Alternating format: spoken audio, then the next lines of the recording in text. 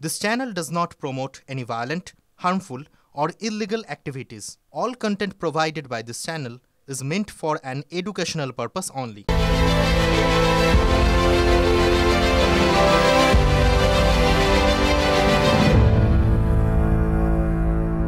আপনাদের সঙ্গে পথে থাকবো, পথ ছাড়বেন না, পথ ছাড়বেন না, পথেই মীমাংসা হবে।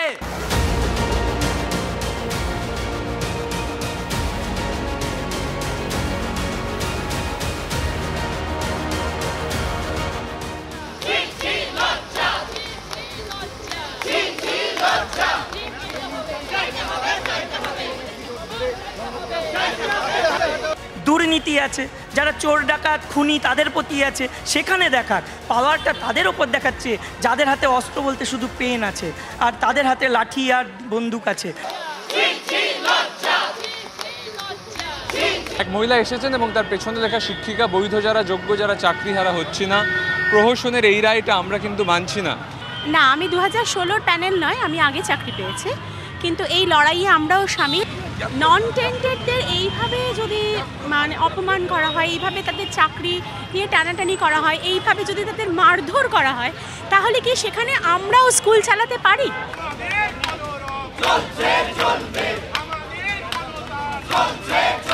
তীব্র দাবদাহ সে গরমের মধ্যে একেবারে কোলে শিশুকে নিয়ে মাকে আসতে হয়েছে। কোত্থেকে এসছেন? আমি আলিপুরদুয়ার। আলিপুরদুয়ার মানে নর্থ বেঙ্গল থেকে আন্দোলনে যোগ দেওয়ার জন্য এসছেন? হ্যাঁ। বাচ্চাকে নিয়ে আসতে হলো? মানে আমার এখানে কেউ নেই, ওকে দেখার কেউ নেই, তাই ওকে নিয়েই এলাম আর কি। যে জায়গায় আমরা বসে আছি সেটা ধর্মতলার মোড়। পথ ছাড়বেন না, পথ ছাড়বেন না, পথেই মীমাংসা হবে।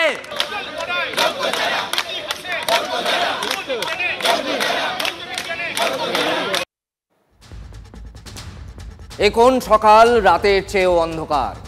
এই সেদিনও যারা মাথা উঁচু করে স্কুলে যেতেন, চক ডাস্টার হাতে ক্লাস করাতেন, লাগাম ছাড়া দুর্নীতিতে এক লহমায় সব শেষ।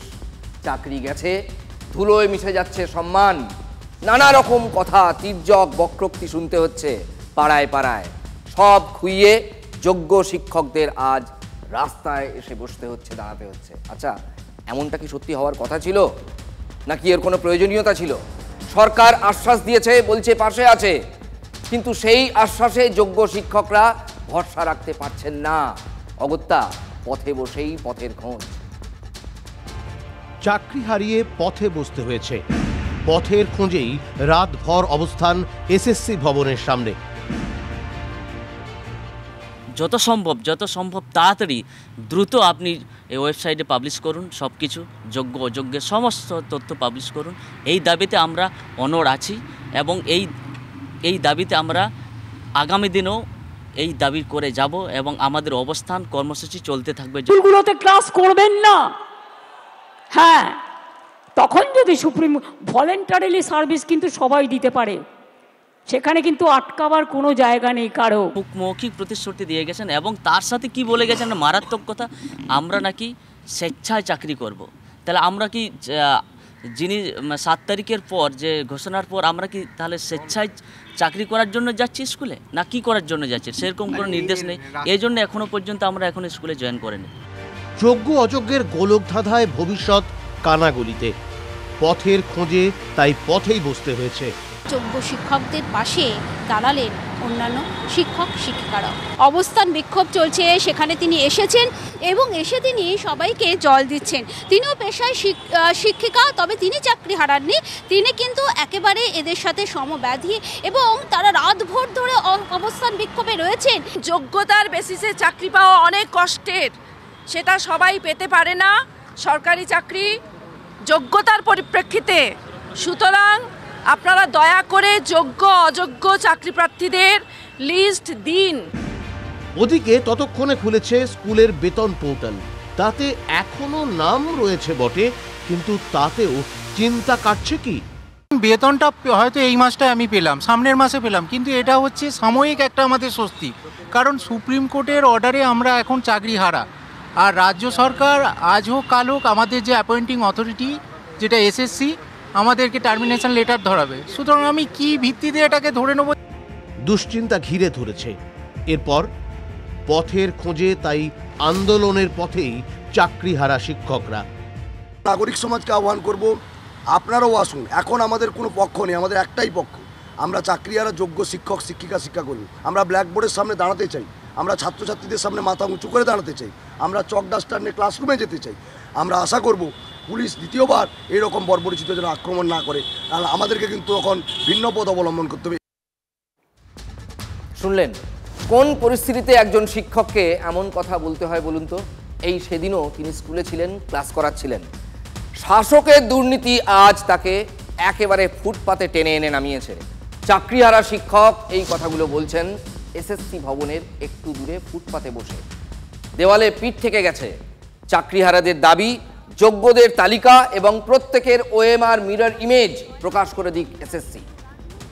অযোগ্যদের বাছাই করতে পারলেই স্কুলে ফিরতে পারবেন যোগ্যরা, আর সেই দাবি আদায় করতেই হাতিয়ার অনশন। গান্ধীজির অনেক পদ্ধতি ছিল, সেই পদ্ধতির মধ্যে এটা একটা গুরুত্বপূর্ণ একটা পদ্ধতি, যেই পদ্ধতিটা শান্তিপূর্ণভাবে আমরা করতে পারবো। এবং সেই শান্তিপূর্ণ পদ্ধতির যে অনশন, সেটা আমি এখন থেকে শুরু করছি, কারণ এই একমাত্র পথ। কসবা ডিআই অফিসে পুলিশের লাঠি খেতে হয়েছে শিক্ষকদের, এমনকি লাঠিও, যাকে আমরা বলছি লাঠি চার্জ।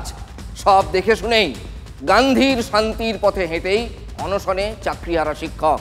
পিছনে কাগজে দেখা যাচ্ছে কি লেখা আছে, রাজনৈতিক রং লাগাবেন না।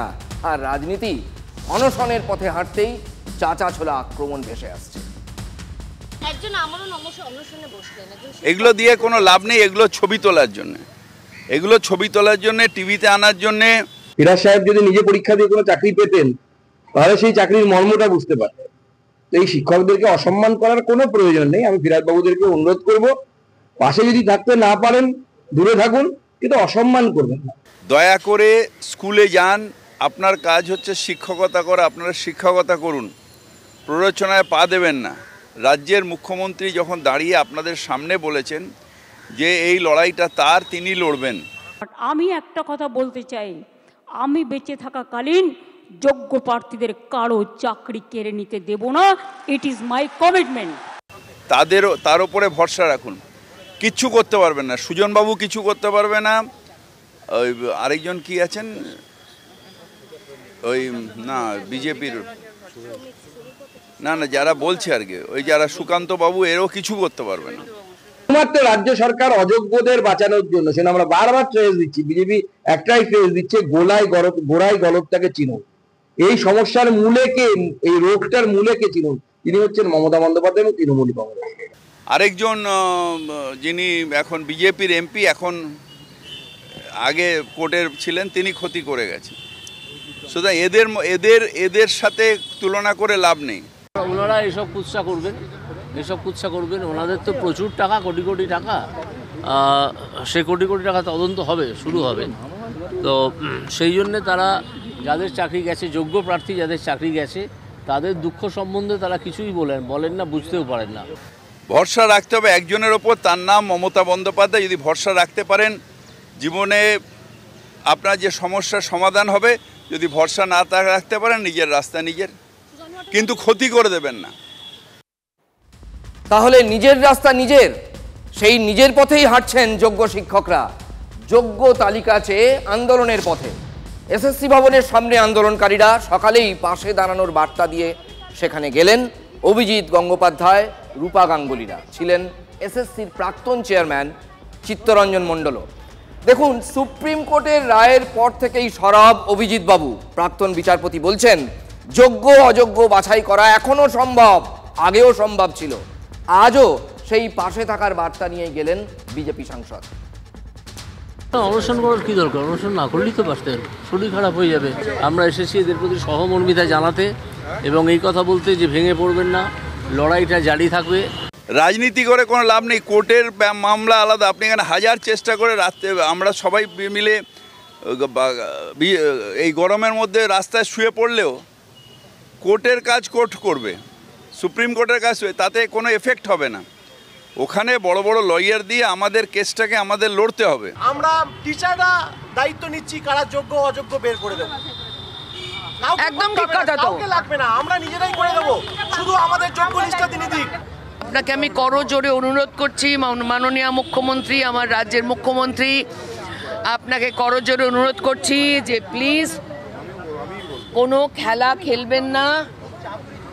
আপনি সমস্ত কাজকর্ম আপাতত 3-4 দিনের জন্য ভুলে এই লিস্টটা বার করুন। উত্তরপ্রদেশে পুলিশ লাঠিচার্জ করে, শিক্ষকদের আন্দোলনে লাঠিচার্জ করে, কোনো ব্যবস্থা সিপিএম করে না, বিজেপি করে না। এখানে মমতা বন্দ্যোপাধ্যায় চেষ্টা করছেন, সেইটা এদের সহ্য হচ্ছে না। তারা চায় এই অরাজকতা থাকুক। অযোগ্যদের চাকরি দেওয়ার মধ্য দিয়ে টাকার কারবার করতে চেয়েছে তৃণমূলের নেতারা, এবং সেই কারণে সমস্ত রকম অর্গানাইজড ক্রাইম, অর্গানাইজড দুর্নীতি তার ব্যবস্থা করেছে। ফলে সেই সরকারটা চায় বলে আমি মনে করি না। যদি চায় তাহলে তার নির্দিষ্ট বিধি পদ্ধতি আছে। মুখ্যমন্ত্রী যখন বলে দিয়েছেন যান গিয়ে শিক্ষা আপনারা স্কুলগুলোয় চলে যান, এই সব যারা করাচ্ছে তারা আপনার ক্ষতি করছে। সুজনবাবুর বন্ধু বিকাশ ভট্টাচার্য করেছেন বলেই আজকে আপনারা এত বড় বিপদে পড়েছেন। এটা উপলব্ধি করার চেষ্টা করুন। এক গলায় গামছা দিয়ে মানুষের কাছে ক্ষমা চেয়ে বলুন যে অপরাধ আমরা করেছি এবং সেই অপরাধের জন্য ছেলে মেয়েদের বিপদ হয়েছে। 2, লিস্ট বার করে দিন প্রকাশ্যে। লিস্ট বার করে যারা অযোগ্য তাদের তো খারিজ করতে হবেই, তাদের টাকা ফেরত দিতে হবে। কালীঘাট পেয়েছে, টাকা ফেরত দিন। তৃণমূল কংগ্রেস যেদিন সরবে তার পরেই আমরা এই যোগ্য অযোগ্যদের যদি এই সমস্যা সমাধান করতে না পারে এই সরকার, সমস্যা আমরা সমাধান করব। শুধু তাই নয়, যারা চুরি করেছে প্রত্যেকটা চোরকে জেলের ভেতরে ঢোকানোর গ্যারান্টি হচ্ছে আমাদের। রামভামের চক্রান্ত, এবং সুপ্রিম কোর্টকে আমরা পূর্ণ আস্থা জানিয়েও সুপ্রিম কোর্টের এই রায় আমরা ন্যায় বিচার বলে মনে করছি না। তৃণমূলের ছাত্র যুবরা গোটা বাংলা জুড়ে সব জেলায় তারা সিপিএম, কংগ্রেস, বিজেপি, মূলত রামবাম তাদের এই চক্রান্ত চাকরি খাওয়ার রাজনীতির বিরুদ্ধে মিছিল করবে। আচ্ছা, তৃণমূলের নেতারা কেন বলুন তো খালি বলছেন এই চাকরিহারা শিক্ষকদের আরে স্কুলে যান, স্কুলে যান। তারা স্কুলে গিয়ে কি করবেন? স্কুলে যেতে চেয়েছিলেন একাংশ, কাল আপনাদের দেখিয়েছিলাম। উত্তর দিনাজপুরের ডিআই বলেছেন স্কুলে আসতে পারবেন কিন্তু হাজিরা খাতায় সই করতে পারবেন না। এখানেই তো গেঁড়া কলটা। আপনারা খুব হালকা করে এই জায়গাটা অমিট করে দিচ্ছেন। তৃণমূলের নেতাদের এবং মন্ত্রীদের বলছি, পথে চাকরিহারারা, আবার পথে তৃণমূলও। কাল পথে প্রতিবাদে বাংলার শাসক দল, কিন্তু এই মুহূর্তে আন্দোলনকারীদের দাবি যোগ্য অযোগ্য বাছাই করুন। সেই দাবি নিয়েই এসএসসি দপ্তরের সামনে ঠায় অবস্থান। সোমবার মুখ্যমন্ত্রী আশ্বাস দিয়েছেন, তারপরও চাকরিহারাদের সঙ্গে বৈঠকের কথা বলেছেন শিক্ষামন্ত্রী ব্রাত্য বসু। কালই বৈঠক, আর তার আগে আজ পথে নামলেন চাকরিহারারা। আপনি দাবি করছেন, সরকার আপনাদের সর্বতভাবে সাহায্য করছে, তাহলে সেখানে আপনার কথা অনুযায়ী আন্দোলন, লড়াই, প্রতিবাদ এগুলো তো কিছুদিন স্থগিত রাখা যেত। মিছিল করে তো আর চাকরি ফেরত পাওয়া যায় না, এটা আমরা সবাই জানি। কিন্তু মিছিলটা কি? মিছিল এই যে বললেন আলোচনা করতে গেলে, সরকারকে কিছু বলতে গেলে, বা আমাকে যদি একটা কিছু চাইতে হয়, তার জন্য রাস্তায় নামতে হয়, তার জন্য আন্দোলন করতে হয়। ওরা আমাদের সঙ্গে বসতে চেয়েছিলেন এই শুক্রবার বা শনিবার বা এই সপ্তাহে। সে তারিখও ঠিক হয়ে গেছে যে ওরা আসবেন। হ্যাঁ, আমি একা না, এসএসসি চেয়ারম্যান থাকবেন, যে কমিটি থাকবে পুরো এন্টায়ার কমিটি, আমার বিভাগীয় সচিব থাকবেন। বৈঠকের কথা বলেছেন শিক্ষামন্ত্রী, আপনারা যাবেন? আমরা অবশ্যই যাব। আমরা কালকে এসএসসি অভিযান করছি। ওই অভিযানে সমস্ত শিক্ষক, শিক্ষিকা, শিক্ষাকর্মী এবং সকলকে আমাদের পাশে চাই। আমরা এসএসসিকে যেন বাধ্য করাতে পারি, এবং বাধ্য করবই। দেখুন, মরে যাব কিন্তু যোগ্য অযোগ্য লিস্ট আলাদা করতেই হবে।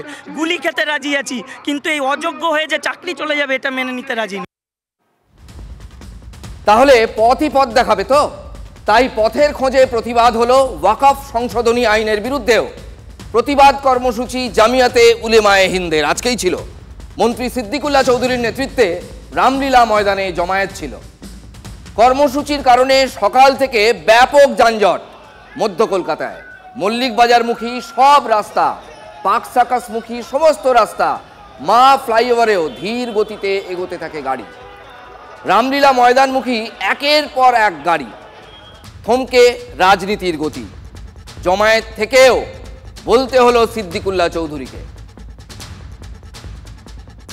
আমার কাছে আবার খবর এসেছে মৌলালিতে অনেক যানজট তৈরি হয়েছে, পিছনে নীলরতন হাসপাতাল।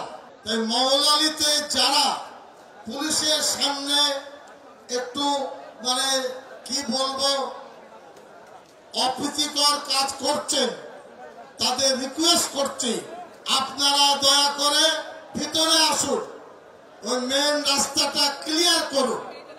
আমরা কলকাতাকে যদি বলতাম জ্যাম করব তো 50টা জায়গায় 2000 করে বসে যেতাম, সেটা এখন হয়নি, পরে কিন্তু হবে, বলে করব বলে। সুপ্রিম কোর্টে গেছে ওয়াকফ সংশোধনী আইনের সাংবিধানিক বৈধতা সংক্রান্ত এই মামলা। শুনানি কবে? 16 এপ্রিল। আর তার আগেই জামিয়াতে উলেমায়ে হিন্দের সভায় দাবি উঠল রদ করা হোক নতুন আইন।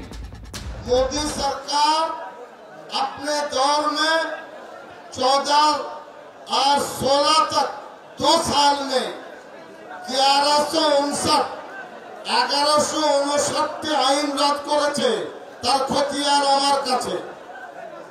ওয়াকফ আইন আপনি রদ করুন, বোঝা গেল না? গেল না? আপনার বলুন ওয়াকফ আইন রদ করুন জোরে জোরে। लेकिन अगर सही मानों से देखें तो ये सही है कि ये पक्ष है महिलाओं के पक्ष में, मुस्लिम महिला के पक्ष में है, मुस्लिम भाइयों के पक्ष में है ये जो भी हुआ है। और माइनॉरिटी लोगों को हम एक बात कहते हैं, देखिए आप लोग को दिल में दुख हुआ है वक़्फ़ प्रॉपर्टी के लेके, आप भरोसा रखिए बंगाल में ऐसा कुछ नहीं होगा जिसमें कोई डिवाइड एंड रूल होगा। और कुछ नहीं, सिर्फ वोट बैंक के लिए हम रक्षा करेंगे, ये करेंगे, हम जला देंगे, ये कर देंगे, ये से भी चल रहा है, खाली ভোট ব্যাংক के लिए। মুখ্যমন্ত্রী মমতা বন্দ্যোপাধ্যায় পরিষ্কার বলে দিয়েছেন ওই বিলের যে ক্ষতিকারক দিক আছে বাংলায় কোনো অবস্থায় ওই ক্ষতিকারক দিকগুলো কার্যকর করতে দেওয়া হবে না। এটা মুখ্যমন্ত্রী চক্রান্ত হচ্ছে, মুখ্যমন্ত্রী অনুপ্রেরণায় হচ্ছে, মুখ্যমন্ত্রী চাইছেন বলে হচ্ছে। তার উদ্দেশ্য এই করাপশন, চুরি থেকে নজর ঘোরানো, অন্য কোনো কিচ্ছু নয়। ওয়াকফে আমরা বারবার বলছি যে কারো কিচ্ছু হবে না, কোনো ক্ষতি হবে না, কোনো মসজিদ, কোনো মাদ্রাসা তার অধিকার খর্ব হবে না। কিন্তু তবুও এরা যে ধরনের বাদনামি করছে এবং মুখ্যমন্ত্রীর নির্দেশে করছে। আপনারা বলুন ওয়াকফ আইন রদ করুন, জোরে জোরে ওয়াকফ আইন রদ করুন। 17 বছর পর ভারতের কবজায় মুম্বাই হামলার অন্যতম মূল চক্রী তাহাউর রানা। আমেরিকা থেকে রানাকে নিয়ে দিল্লিতে পৌঁছলো বিশেষ বিমান। পালম বিমানবন্দর থেকে পাতিয়ালা হাউস কোর্টে নিয়ে গেল এনআইএ। 26/11 মুম্বাই হামলার অন্যতম মূল চক্রী তাহাউর রানার নিরাপত্তায় বুলেট প্রুফ গাড়ি, সোয়াট কমান্ডো। আমাদের রাজ্যে রাজনীতি মানেই এখন শুধু যুদ্ধ, আর সেটা শুধু বাগযুদ্ধে থেমে নেই, একেবারে রক্ত ঝরার খেলা। প্রতিদিন প্রতি পলে মার মার কাট কাট ব্যাপার স্যাপার, খুনোখুনি এখন রুটিন। আর জায়গাটার নাম যদি হয় ব্যারাকপুর শিল্পাঞ্চল তাহলে তো হয়েই গেল, কোনো কথাই শেষ করা যাবে না। সেখানে বোধহয় যেদিন বোমা পড়ে না সেই দিনটাই খবর। জানেন, একবার একটা নামী ইংরেজি দৈনিকের একজন বড় সাংবাদিককে এডিটার পাঠিয়েছেন কাশ্মীর। তখন কাশ্মীরে প্রচণ্ড জঙ্গি অনুপ্রবেশ, তিনি কপি পাঠাচ্ছেন না কিছুতেই, এডিটার ভাবনায় পড়ে গেছেন। তখন তাকে ফোন করে বলা হচ্ছে, আরে তুমি কপি পাঠাও, কাশ্মীরে কি অবস্থা? তিনি বলছেন কাশ্মীরে রোজ বোমা পড়ছে, রোজ গুলি চলছে, কি কপি পাঠাবো। তিনি সেই দিন কপি পাঠালেন যেদিন কাশ্মীরে একটাও গুলি চলেনি।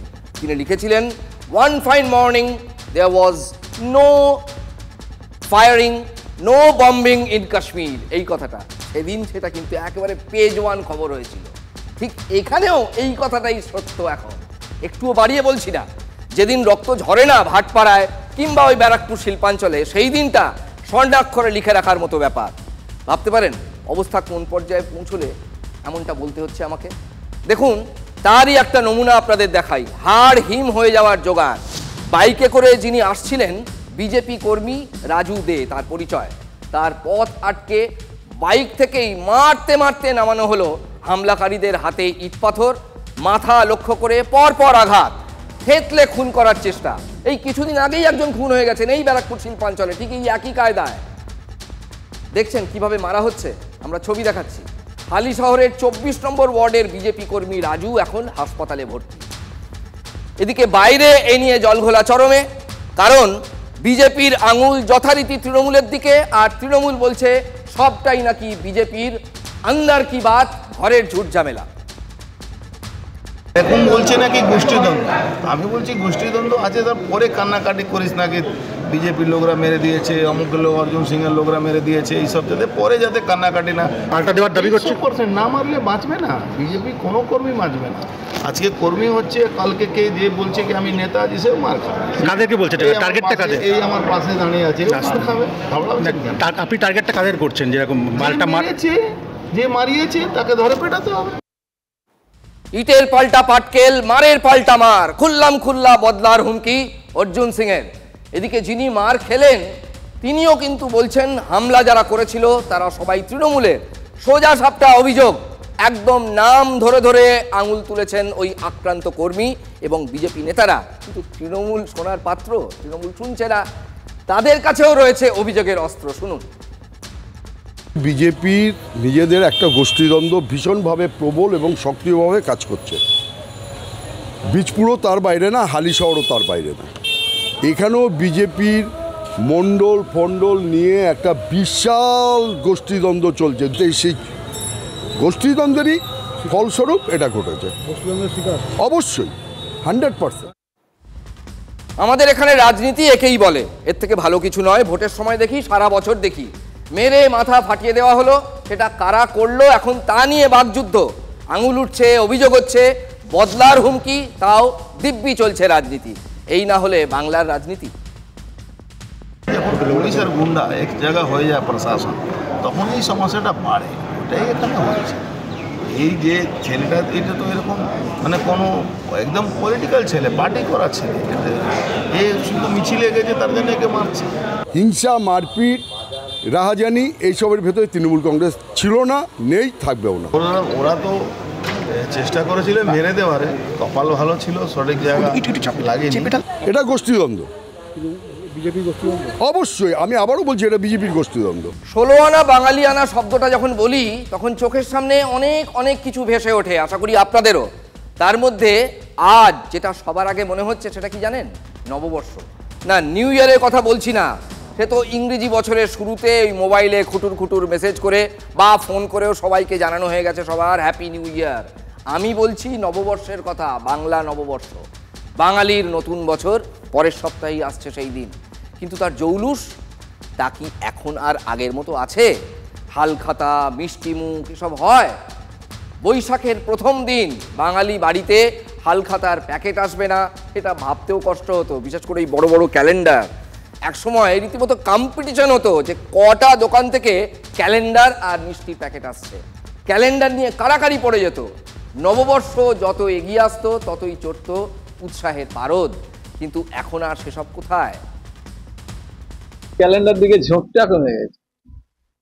আগে এলআইসিতে ক্যালেন্ডার কিংবা মুদি দোকানে ক্যালেন্ডার, এই নববর্ষের সময় হালখাতা হলেই তার ক্যালেন্ডার মাস ছিল। কিন্তু এখন মুদি দোকান বা অন্যান্য সোনার দোকানে দেখবেন ব্যাগ দিয়ে দেয়, ক্যালেন্ডার থাকে কোথাও, কোথাও থাকে না। আগে দোকানে হালখাতা হলে 4টা-5টা খাতা থাকে, আর বর্তমানে একটা খাতা বর্গমূল্যে পুজো দিয়ে শেষ করে দিচ্ছে। কম্পিউটারের যুগ এসে গেছে, অনলাইনে ব্যবসা হচ্ছে, ফলে খাতার বিক্রি একবারে না হওয়ার কথা। আমরা পুরানোরা আছি, যেটুকু খাতা রাখছি বিক্রি হলেও ভালো। বাস্তবটাই বলছি, বিশ্বাস করুন, বলতে খারাপ লাগে। হাল খাতার হাল এখন সত্যি বেহাল।